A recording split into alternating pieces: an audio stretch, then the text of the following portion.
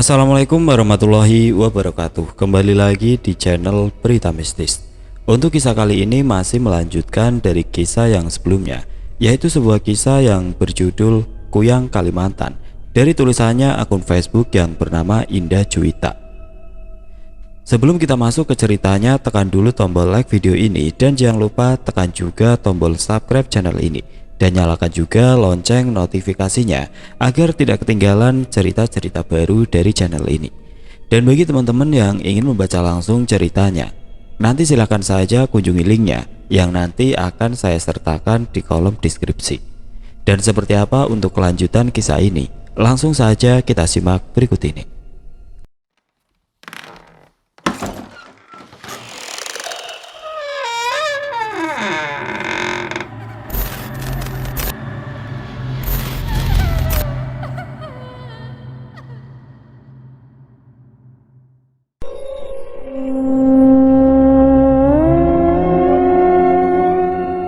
Bibi Tia memandikanku serta menyabunkan menggunakan sabun pemberian Umi Hasna.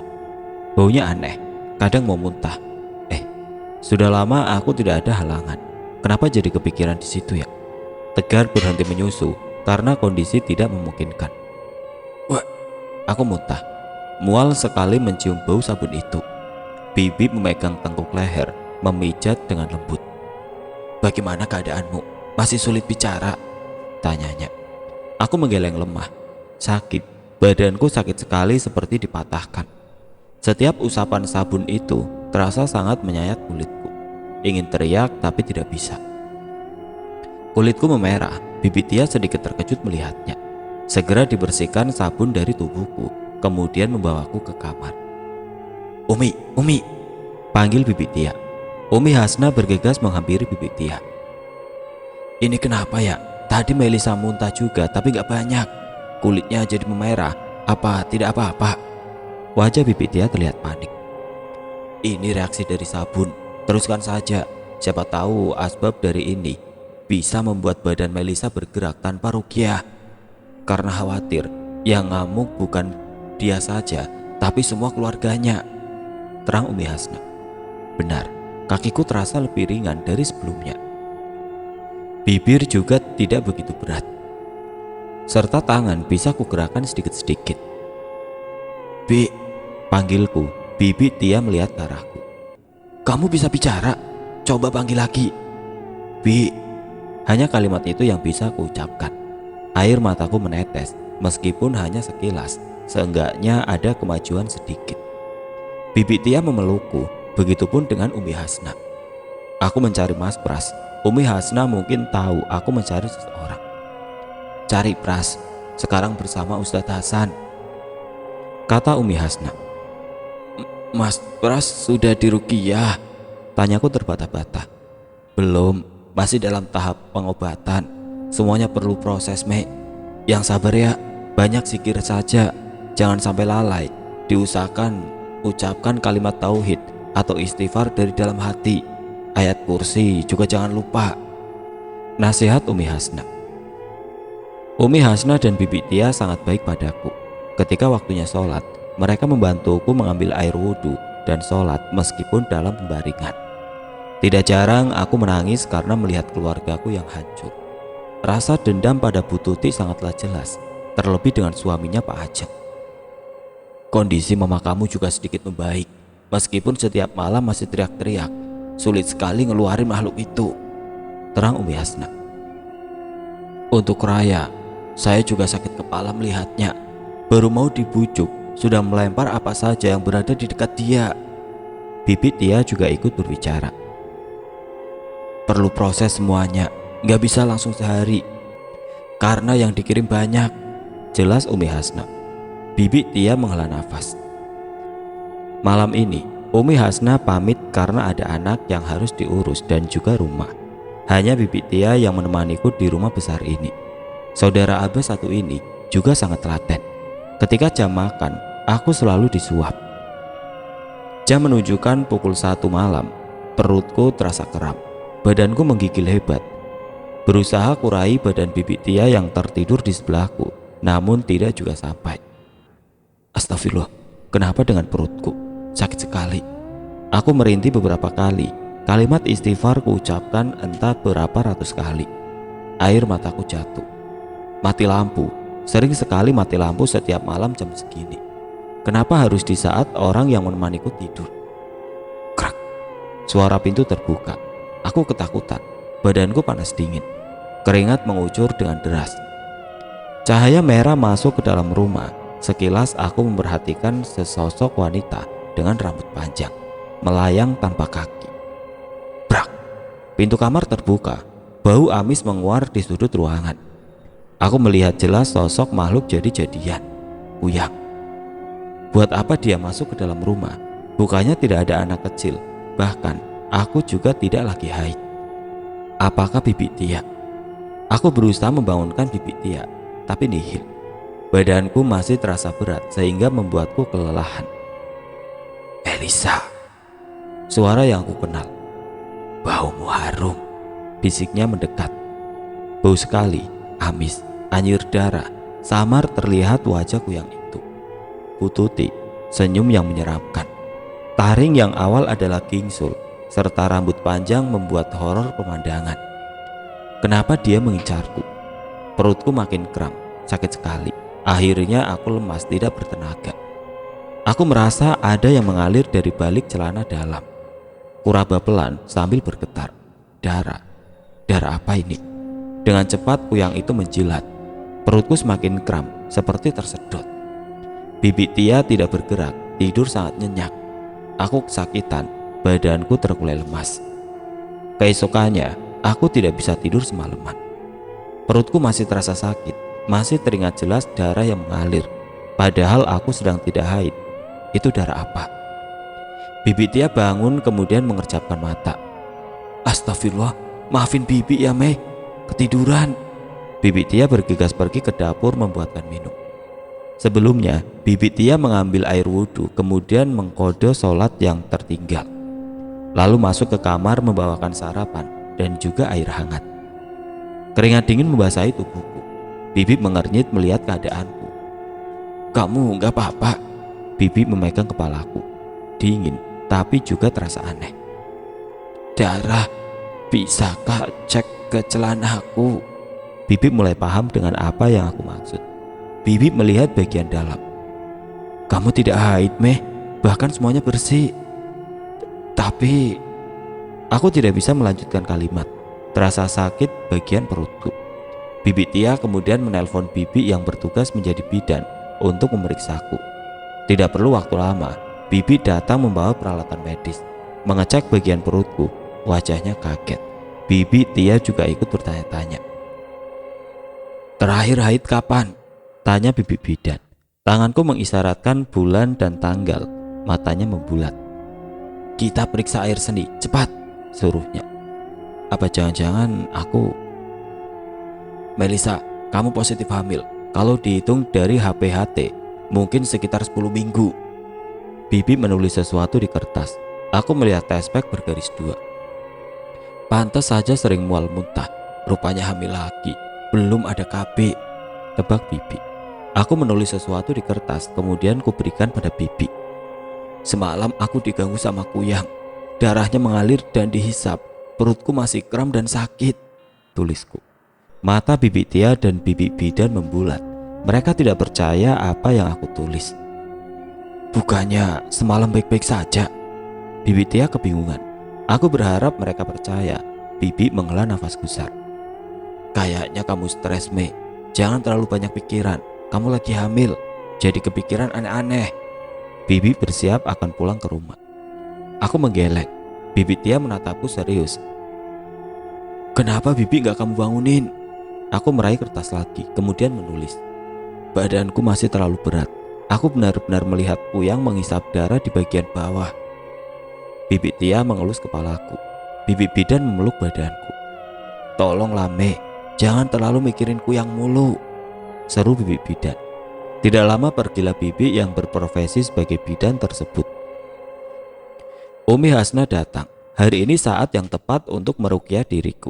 Belum saja dimulai, badan sudah panas dingin bahkan berkeringat. Kaki bergetar dengan sendirinya, aku gugup. Relax Mei. ucap Umi Hasna sambil tersenyum manis. Jilbab besar aku kenakan. Ustadz Hasan mengenakan sarung tangan hitam, ditemani istrinya Umi Hasna. Umi Hasna cantik sekali perangainya. Ada cahaya di balik wajah cantik itu. Beliau juga selalu menjaga air wudhu. Setiap melakukan apa saja, tidak lupa mengambil air wudhu. Masak, mencuci, waktu majelis. Jadi amalan air wudhu bukan hanya untuk sholat, tapi kegiatan sehari-hari. Air wudhu juga menjaga kita agar tidak diganggu oleh makhluk halus. Apalagi hendak tidur, sangat dianjurkan berwudhu terlebih dulu. Ustadz Hasan memulai ruqyah. Badan ini bergetar hebat, panas dan juga sesak. Aku masih sadar, tapi badan bergerak ke sana kemari, merasakan panas yang luar biasa hebatnya. Ayat demi ayat dibaca. Reaksi yang sungguh luar biasa. Umi Hasna menahan badan ini agar tidak memberontak kemana-mana. Sedang Bibi Tia ikut memegang bagian kaki. Sejak tadi, kaki ini ingin menendang, bahkan mendorong Ustadz Hasan yang membaca ayat ruqyah. Telinga memanas, mataku memerah. Perih sekali rasanya. Otot terasa kaku seperti ada tekanan. Astagfirullah, setiap sendi berisi makhluk. Ustadz Hasan memukul bagian kaki dengan sapu lidi. Tidak ada rasa sakit, hanya otot yang kaku sekali. Ini bukan seperti aku. Makhluk itu hanya bertengger di bagian tubuh, tapi tidak untuk memasuki. Pergi kalian, suruhnya sambil memukul kembali di bagian kaki. Ustadz Hasan memegang ubun-ubun kepala. Tangannya sama sekali tidak pernah tanpa kaos tangan, karena aku bukan mahram. Mual rasanya, Umi Hasna dengan cekatan memberikan sebuah plastik untuk menambah muntahku. Keluar semua isi perut, kepala mulai terasa pusing. Ustadz Hasan terus melanjutkan bacaan ruqyah hingga akhir. Setelah selesai, badanku terasa ringan. Tidak berat seperti kemarin-kemarin. Sisanya hanya pegel seluruh tubuh. Jangan pernah tinggalkan amalan, Mei. Bagian tubuhmu sudah banyak yang bolong. Harus ditambal dengan amalan, terang Ustadz Hasan. Apalagi kamu sedang mengandung, pasti banyak yang suka, termasuk makhluk-makhluk yang jahat, tutur Bibi Tia. Melisa hamil lagi. Masya Allah, selamat ya, ucap Umi Hasna. Iya Umi, alhamdulillah Melisa hamil lagi, kataku. Akhirnya aku bisa bicara juga. Semalam aku didatangi sama kuyang, mirip dengan seseorang yang aku kenal. Aku memandang ke arah Umi Hasna dan juga Ustadz Hasan. Kamu curiga dengan Bu Tuti? Tanya Ustadz Hasan. Aku mengangguk, kemudian duduk bersandar di tembok. Umi Hasna dan Ustadz Hasan saling pandang. Kami juga curiga sebenarnya. Sudah lama sekali, bahkan sebelum Pak Ajeng menjadi RT di sini, tutur Ustadz Hasan. Apalagi semenjak Bu Tuti menjual parfum, semua warga berubah menjadi sangat sayang padanya. Bahkan apa saja yang dibilang pada nurut, ungkap Umi Hasna. Jadi kecurigaanku benar ya, kalau Bu Tuti termasuk penganut kuyang? Tanyaku penuh kepo. Bibi Tia juga ikut penasaran. Kalau kuyang, kami belum tahu pasti. Wanita yang kemarin diasingkan malah hilang entah kemana. Ustadz Hasan melepas kaos tangan, kemudian membereskan peralatan ruqyahnya. Hilang? Kemana wanita yang menjelma menjadi kuyang itu? Curiganya ada yang bersekongkol dengan wanita itu. Sempat diinterogasi menanyakan nama, dan dia jawab Mawar. Ustadz Hasan keluar dari kamar. Lalu Umi, tanyaku bersamaan dengan Bibi Tia. Dia turunan, padahal gak mau jadi makhluk seperti itu. Tapi syaratnya harus ada yang mau menerima ilmu kuyang agar dia bebas, lanjut Umi Hasna. Minyaknya sudah diamankan warga. Takut ada yang iseng kemudian mengambil minyak tersebut. Warna merah kehitaman, bau sangat menyengat, terang Umi Hasna membuatku teringat parfum milik Bu Tuti. Apakah salah satu terdapat minyak kuyang? Tapi aku belum tahu baunya seperti apa. Mama kamu, Mei. Umi Hasna tidak melanjutkan pembicaraannya. Kenapa? Dia... Malam harinya aku sudah merasa benar-benar lebih baik. Umi Hasna pamit pulang. Bibi Tia juga. Mas Pras masih dalam masa pemulihan, belum diperbolehkan tinggal bersamaku. sepi, sunyi, hanya suara jangkrik menghiasi malam ini. Kuambil air wudhu, kemudian melaksanakan sholat malam. Betapa sesak dada ini, mengingat beberapa kali kejadian yang mengenaskan depan mata. Beruntung bukan aku, padahal aku termasuk perempuan yang sulit dikasih tahu. Lebih lagi aku sekarang mengandung anak kedua. Kuusap perut dengan lembut. Apakah masih ada? Bisikku pelan.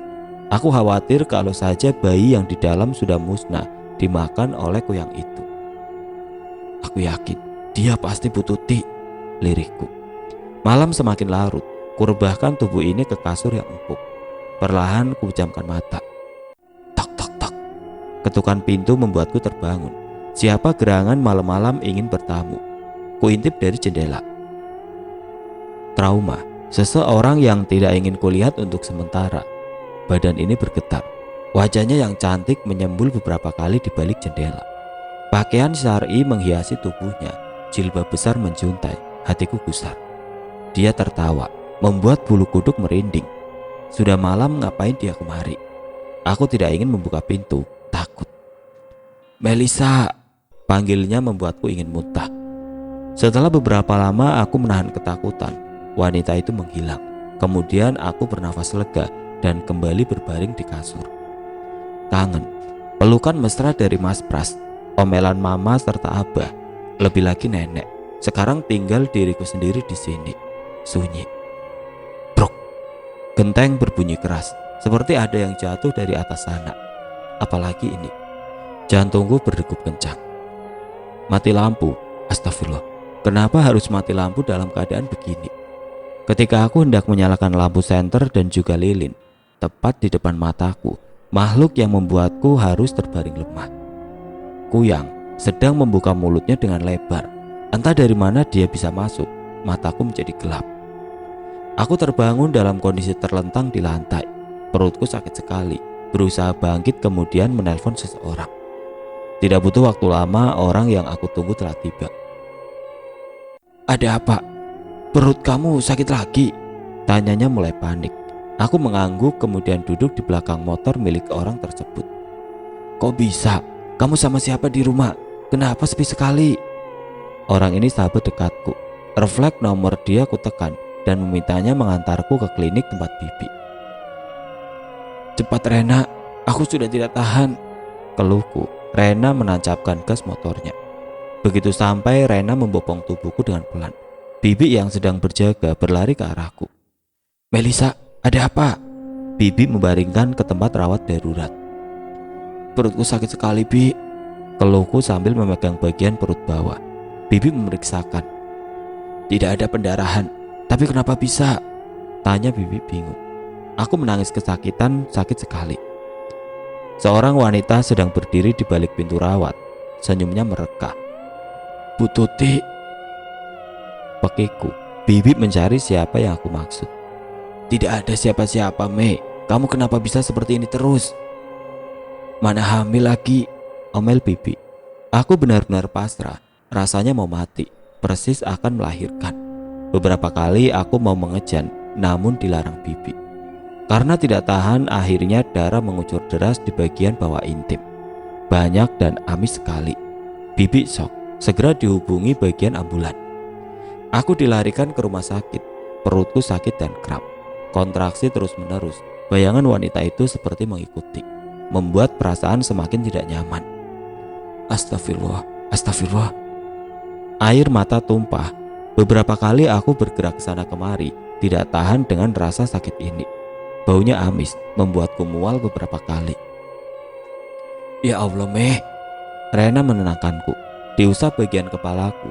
Bibi juga ikut membantu dengan mengelap darah yang tumpah. Tawa seseorang wanita melekat di telingaku. Aku teriak, semua menjadi panik. Aku keguguran. Darah tumpah banyak sekali. Perut sakit serta badan terasa lemas, menggigil hebat. Proses kuret juga sudah dilakukan.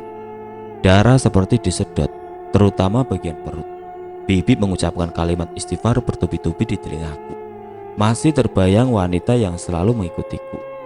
Tenang, Mei, jangan panik, seru Bibi. Amis dan anyir membuatku mual serta muntah. Bibi memasang infus, kemudian menyuntikkan sesuatu. Tubuh menggigil akhirnya berhenti. Bibi mengecek tensi darah, semuanya mulai normal. Mataku mulai terasa ngantuk. Bibi mengusap kepalaku, kemudian meninggalkanku di ruangan rawat inap sendiri. Mataku berkeliling memperhatikan ruangan ini, ingin rasanya terlelap sebentar. Namun perasaanku mulai menjadi takut dan juga khawatir. Apakah wanita itu benar mengikutiku? Aku tahu pasti dia Bu Tuti. Aku sangat yakin. Senyum dan tawa licik miliknya terngiang-ngiang di telinga, membuatku sedikit muak. Perutku sudah lumayan membaik. Masih tidak percaya bahwa aku sempat hamil. Pasti ulahku yang itu. Bukan mau suuzon, tapi semua itu sangat jelas terasa. Kangen.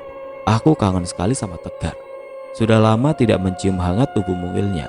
Mas Pras suamiku, aku juga sangat rindu. Tidak ada smartphone atau handphone, hanya TV yang menjadi hiburan di dalam ruangan. Klik. Pintu terbuka. Masuklah sepasang suami istri dengan wajah licik, Bu Tuti dan juga Pak Ajeng. Parfum beserta makanan diletakkan di meja samping tempat tidur. Tidak lupa uang dalam amplop nangkring dekat denganku. Mau apa kalian? Tanyaku sedikit ketus. Bu Tuti mengambil kursi, kemudian duduk dekat denganku. Dia tersenyum.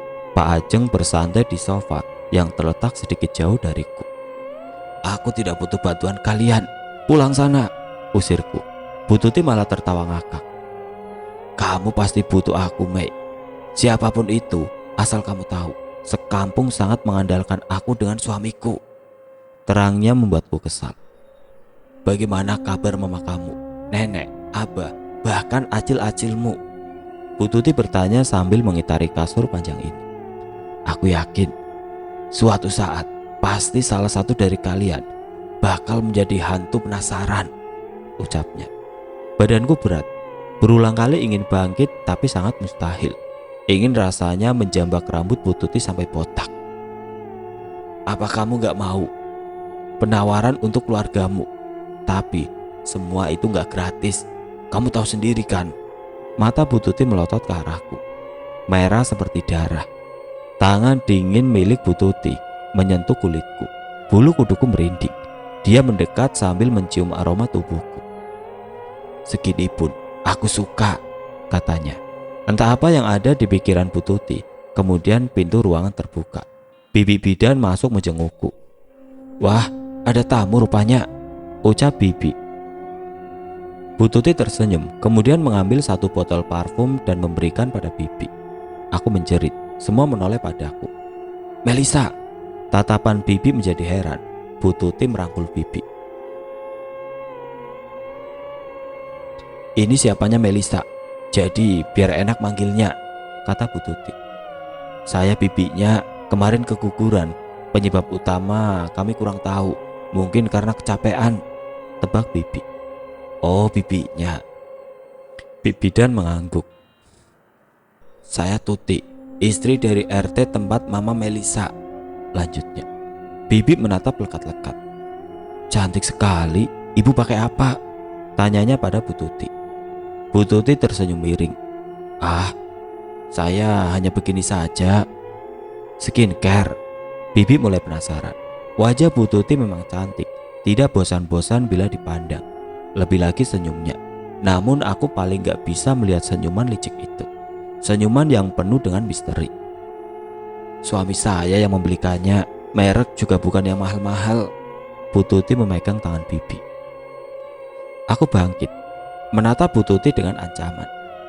Dia malah semakin merangkul Bibi dan membisikkan sesuatu padanya.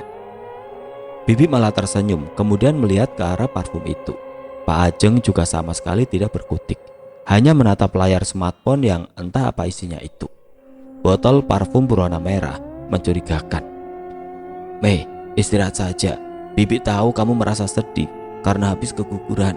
Insya Allah semua kejadian ada hikmahnya, ucap Bibi.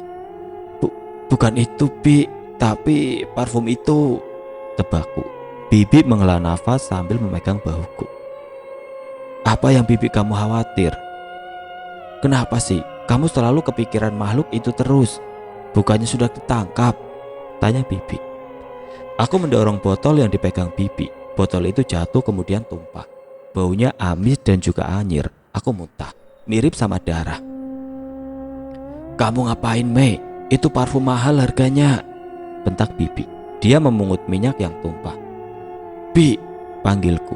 Wajah Bibi berubah jadi masam, kemudian pamit dan pergi. "Kamu tahu, tidak ada gunanya membantah mereka karena mereka sudah ada di tanganku." Terang Bu Tuti membuatku semakin kesal. Aku menggigit bibir hingga berdarah. Kesal sekali. "Untuk bayimu, terima kasih," kata Bu Tuti sambil memegang daguku dengan lembut. Aku menepisnya. Masih di rumah sakit, Bibi menjengukku ketika hanya ingin memeriksa. Pandangannya kosong ke depan, bahkan sama sekali tidak menegurku. Beberapa kali ku coba berbicara, rasanya hanya berbicara pada boneka, tidak direspon sama sekali. Dadaku semakin sakit, mengingat semakin banyak keluargaku yang berubah setelah bertemu dengan Bu Tuti. Wanita itu semakin berani. Aku mencoba memegang tangan milik Bibi, namun berkali-kali ditepis olehnya. "Jangan sentuh aku," ucapnya sedikit sangar. Matanya merah seperti sedang marah. Setelah selesai, Bibi pergi meninggalkanku. Dalam keheningan malam, ibu mertua datang menjenguk, sendirian tanpa ayah dan Tegar. "Bukannya sudah lewat jam besuk?" tanyaku pada ibu. Ibu merengek sama penjaga. "Sudah lama ibu tidak berjumpa denganmu," jelasnya. "Tegar?" "Alhamdulillah Tegar baik saja, meskipun sering nyari mamanya." Aku menangis ketika ibu menceritakan tentang Tegar. Rindu. "Sabar ya Nduk, banyak amalan. Ibu gak nyangka kamu bakal seperti ini. Apalagi Tegar mau punya adik, tapi akhirnya Allah ambil lagi," ibunya. "Bukan Allah ambil Bu, tapi seseorang yang mengambilnya," selaku. "Jangan gitu ah, berdoa saja yang baik-baik. Allah punya rencana yang baik, Me." Ibu memelukku hangat sekali rasanya. Air mataku tumpah dan banjir membasahi wajahku. Dada terasa sesak, terbayang semua wajah orang yang aku sayangi. "Mas Pras, bagaimana kabarnya?" Ibu hanya menatapku dalam. "Bu," ibu tidak menjawab. "Kalau Abah dan yang lainnya?" tanyaku semakin penasaran. Namun tidak ada jawaban, hanya senyuman tipis dari bibir ibu. "Kamu fokus sama kesehatan dulu ya. Urusan keluargamu doakan saja," ucapnya. "Aku rindu, Bu." "Iya ibu tahu nak, tapi gak sekarang. Kamu fokus sama kesehatanmu dulu." Aku hanya bisa menangis. Hari semakin malam, ibu pamit karena tidak enak dengan penjaga depan. Aku sendirian di ruang rawat inap, sepi bagaikan kuburan. Tidak bisa tidur, aku menyetel TV mencari hiburan. Dalam pikiran hanya terlintas keluargaku saja. Ku lempar remote karena teringat Bu Tuti. Kurang ajar. Tok tok tok. Pintu terbuka dengan sendirinya. Aku melihat ke arah pintu, tidak ada apapun. Tidak aku hiraukan. Brak. Buah tangan dari Bu Tuti dan Pak Ajeng jatuh ke lantai. Aku kaget. Warna air dari botol membuatku bergidik ngeri. Merah darah, bau anyir. Aku tidak tahu itu apa. Melihatnya sudah memperkirakan seperti minyak yang lengket. Apa jangan-jangan? Aku semakin bergidik ngeri. Brak. Sesuatu terjatuh lagi dari lemari. Aku memandang sekeliling. Hawa semakin mencekam. Kepalaku cenut-cenut. Ada sedikit rasa takut. "Melisa," seseorang memanggil dengan lembut, seperti angin yang lewat. Aku memeluk tubuh karena terasa dingin. "Melisa." Suara itu semakin jelas terdengar di telingaku. "Siapa kamu?" Aku berteriak memanggil, namun tidak ada jawaban. Lampu menjadi redup kemudian nyala. Beberapa menit mati lagi. Aku semakin histeris. Tidak hentinya menyebut asma Allah. Terlintas anak dan juga seluruh keluargaku. "Keluar kamu Bu Tuti, jangan kayak anak kecil yang bisanya ngumpat," tantangku. Hanya kikikan yang terdengar menyeramkan. "Melisa," panggilnya lagi membuatku sangat muak. "Melisa." Aku melempar semua barang ke seluruh penjuru. Aku memencet tombol darurat, namun tiba-tiba mati lampu sehingga tidak berfungsi. Kesal, takut, jengkel, gemetar, semua menjadi satu. "Bu Tuti sialan," umpatku keras. TV juga menjadi rusak karena ulahku. muncul sesosok makhluk dengan kepala melayang tepat di depanku. Taringnya panjang, rambutnya juga panjang. Seluruh isi tubuhnya tampak kelihatan. Aku meraung ingin menjauh. Dia semakin dekat. "Melisa," panggilnya sambil berbisik. Aku bergidik. Darah menetes dari organ tubuhnya. "Pergi," usirku. Makhluk itu semakin mendekat. "Pergi," teriakku. Bayangan itu selalu muncul setiap malam. Bahkan aku tidak tahu kalau hari sudah berganti menjadi siang. Ketukan pintu membuatku terperajat kaget. Semua mata perawat dan juga dokter melihat ke arahku. "Kenapa kalian menganggapku gila seperti yang sudah-sudah?" Entah dari mana ucapan ini meluncur bebas dari mulutku. Oke teman-teman, sampai di sini dulu ceritanya. Nantikan kelanjutan kisah ini di video berikutnya. Agar tidak ketinggalan, klik tombol subscribe channel ini dan nyalakan lonceng notifikasinya. Wassalamualaikum warahmatullahi wabarakatuh.